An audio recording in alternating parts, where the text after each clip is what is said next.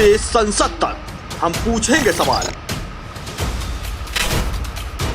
हर जुल्म के खिलाफ हम लड़ेंगे आपके साथ। हर खबर पर है पैनी नजर। खबर होगी वही जो करेगी आपको सच से रूबरू। पल पल की खबर नेशन न्यूज इंडिया 24 पर।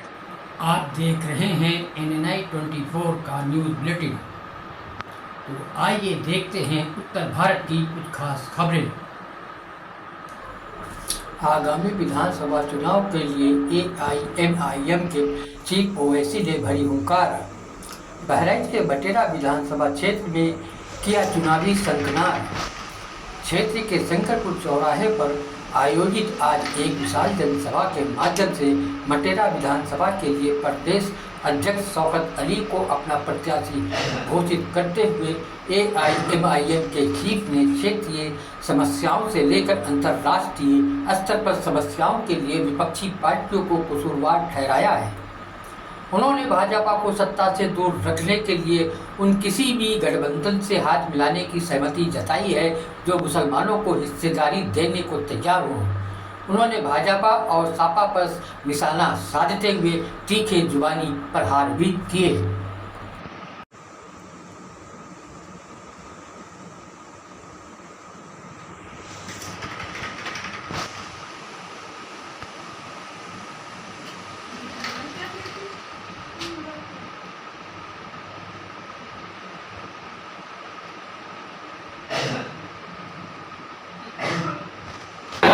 अस्सलामु अलैकुम व रहमतुल्लाहि व बरकातुहू।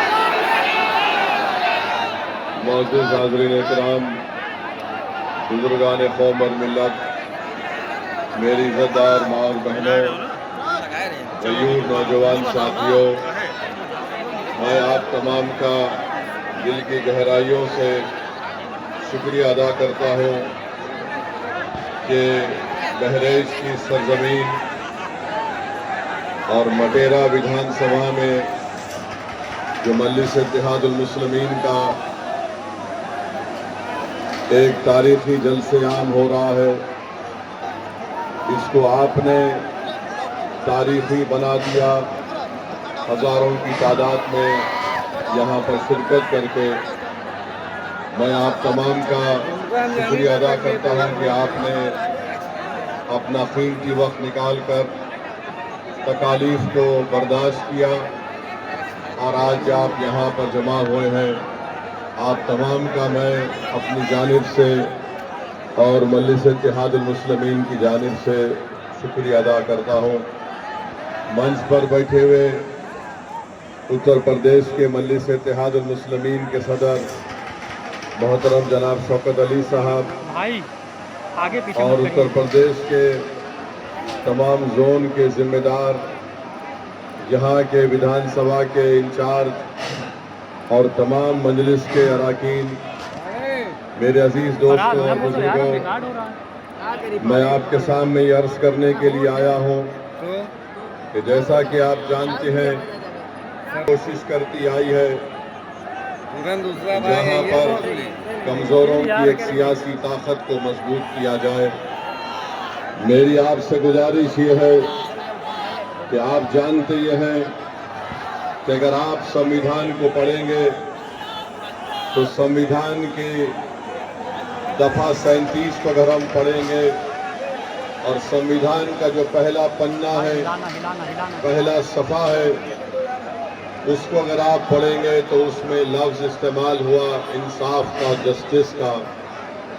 अगर आप संविधान की दफ़ा 37 को पढ़ेंगे तो उसमें बात आई है सियासी इंसाफ की। इसी सियासी इंसाफ की लड़ाई असदुद्दीन ओवैसी और मजलिस इत्तेहादुल मुस्लिमीन लड़ रही है। अगर आप चाहते ये हैं कि ज़मीनी सतह से उत्तर प्रदेश में आपकी एक लीडरशिप बने, तो मेरी आप तमाम से गुजारिश है कि आने वाले विधानसभा में हम तमाम को मुत्तहिद होकर अपनी एक सियासी लीडरशिप को बनाना पड़ेगा। ये संविधान हमको इस बात की इजाज़त देता है, वो संविधान जिसको बाबा साहिब अम्बेडकर ने बनाया, और बाबा साहेब अम्बेडकर ने संविधान के पहले पन्ने पर इंसाफ को लिखा। बाबा साहिब ने संविधान की आर्टिकल 37 में उसका जिक्र किया। यही लड़ाई आज शौकत अली की क़यादत में उत्तर प्रदेश में मजलिस इत्तेहादुल मुस्लिमीन बरसों से लड़ती आ रही है। मेरे अजीज दोस्तों और बुजुर्गों, मैं आपको ये बताना जरूरी समझता हूँ कि अगर हम समाजी और माशी इंसाफ को हासिल करना चाहते हैं तो पहले सियासी इंसाफ होना चाहिए। आज आप जानते हैं कि जब तक हम अपने नुमाइंदों को कामयाब नहीं करेंगे जो उत्तर प्रदेश की विधानसभा में जाकर आपकी बेबाक आवाज बने, आपके मसाइल की तर्जुमानी कर सके, आपके लिए हक की लड़ाई लड़ सके, याद रखिए कोई उठकर ये कह सकता है कि ओवैसी क्या तुम नहीं देखते कि उत्तर प्रदेश के विधानसभा में बड़ी बड़ी पार्टियों के मुसलमान और दलित विधायक जीत कर जाती हैं। मेरे अजीज दोस्तों और बुजुर्गों, मुझे यहाँ पर मान्यवर कांशीराम याद आते हैं।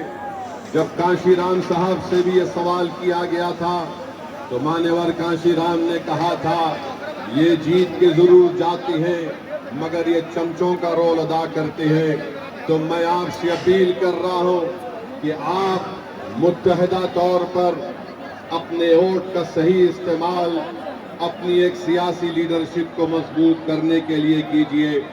यकीनन इंशाअल्लाह ताला हमारी भी कोशिश होगी कि दोबारा यहाँ पर बीजेपी की सरकार उत्तर प्रदेश में ना बने, मगर याद रखिए, इस बात को याद रखिए कि ये जिम्मेदारी सिर्फ मुस्लिम अक़लियत के कंधों पर रखी नहीं जा सकती है।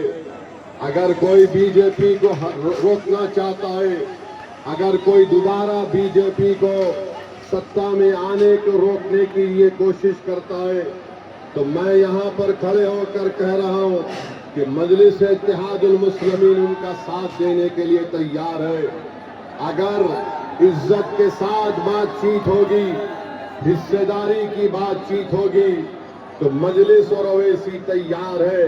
मगर अगर तुम बीजेपी को रोकने के नाम पर मुझसे और मटेरा की जनता से कहोगे कि तुमको दरी बिछाना पड़ेगा, अब दरी नहीं बिछाई जाएगी, अब हिस्सेदारी और बराबरी की लड़ाई होगी इंशाअल्लाह ताला।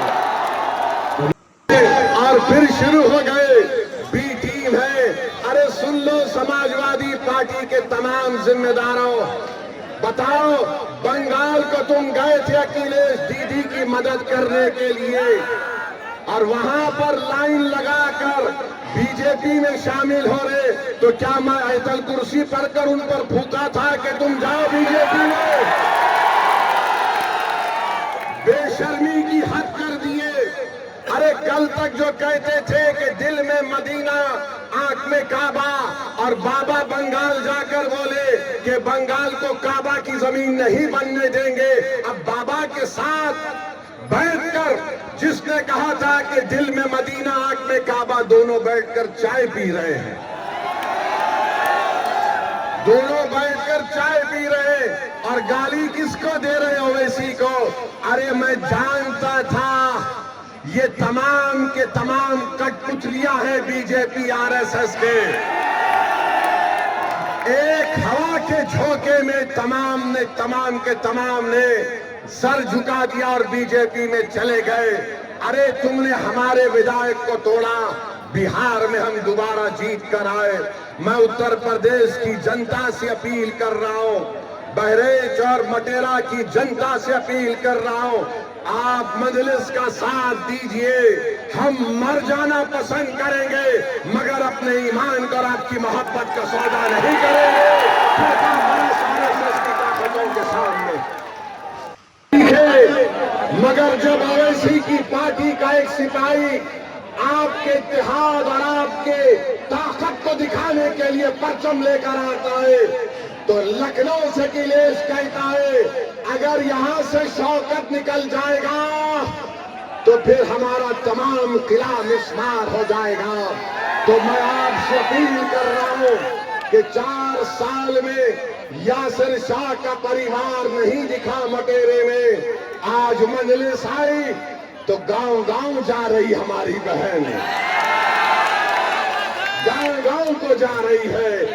अरे अखिलेश यादव सुन लो, इंशाअल्लाह ताला सिर्फ मटेरा विधानसभा नहीं, उत्तर प्रदेश के बहुत सारी विधानसभा पर यही माहौल बनेगा जो आज हम यहाँ पर देख रहे हैं।